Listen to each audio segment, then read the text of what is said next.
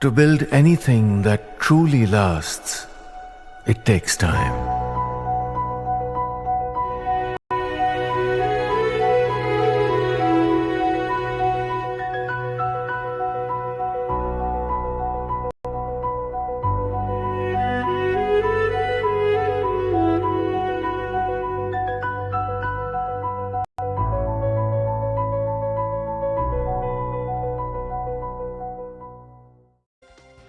Viewers, AI 171, the story of both sorrow and suspense, a story of tragedy, mystery, and an urgent quest for answers. The Aircraft Accident Investigation Bureau, AAIB, has released its preliminary report on the catastrophic crash of Air India flight AI 171.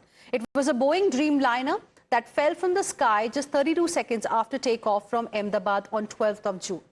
This disaster claimed the lives of 241 people who were inside this aircraft, including passengers and crew members. Out of the 242, there was only one survivor.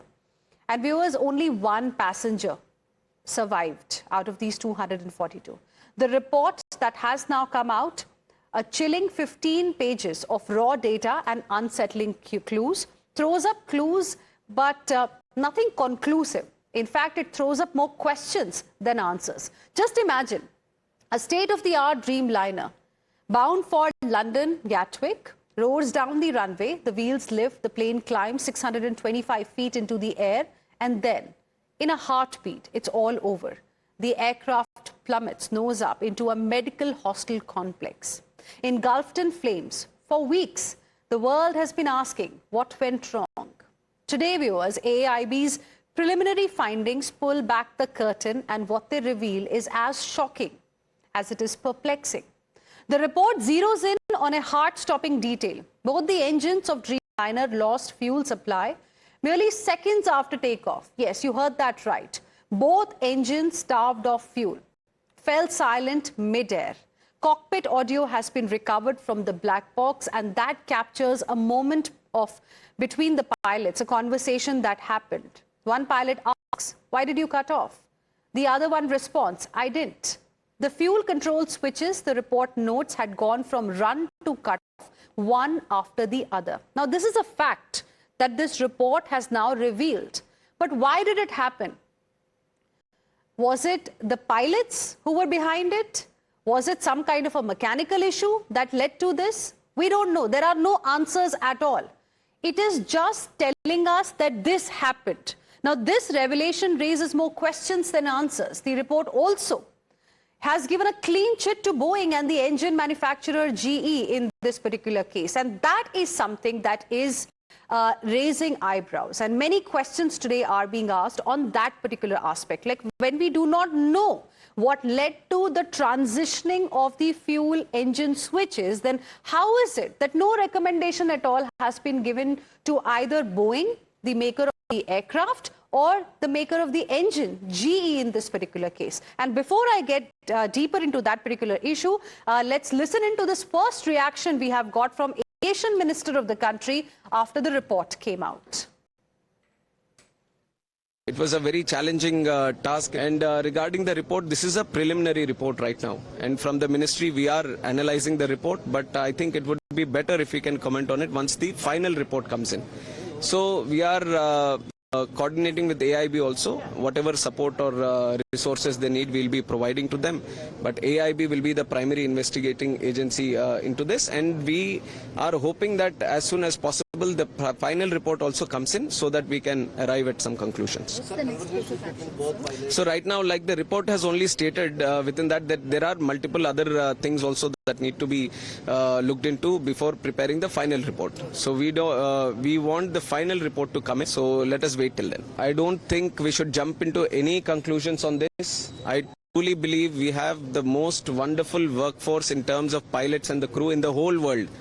I have to appreciate all the efforts the pilots and the crew in this country are putting into the aviation. They are the backbone of this civil aviation. They are the primary resource of civil aviation, and we care for the welfare and the well-being of our pilots also. So let's not jump to any conclusions at this stage. Let us wait for the final report.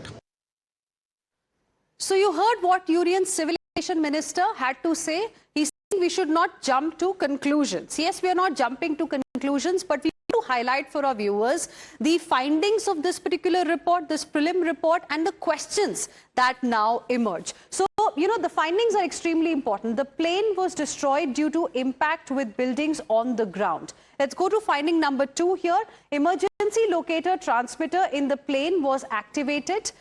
Moving on. The landing gear layer was found to be in down position. Now, this is what the report has said. The thrust levers remain forward, takeoff thrust until the impact. Fuel supply to engines cut off. Takeoff values decreased. Apart from that, one of the pilots heard asking about the sudden fuel stop. Now, this is just an excerpt of the conversation of the pilots that has been put by AAIB in this report. Now, the other pilot said he didn't press the fuel cutoff switches, and then suddenly there were attempts to salvage the situation.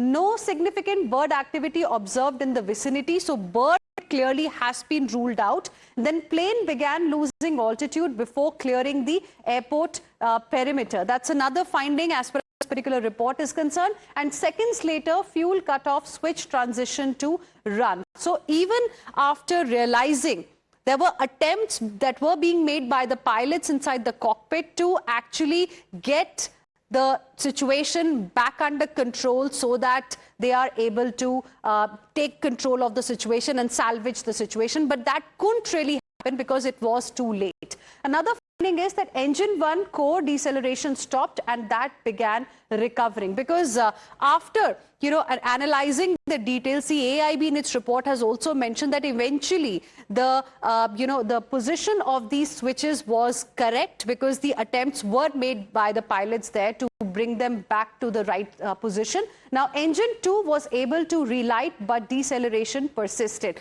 So there were attempts at relighting, but then they could not really succeed. Engine 2 reintroduced fuel repeatedly to boost acceleration. Again and again, efforts were being made, but when nothing really happened, and that is when the Mayday call was given. At about 1:39 p.m., one of the pilots transmitted Mayday. Mayday, Mayday, Mayday. That's the protocol.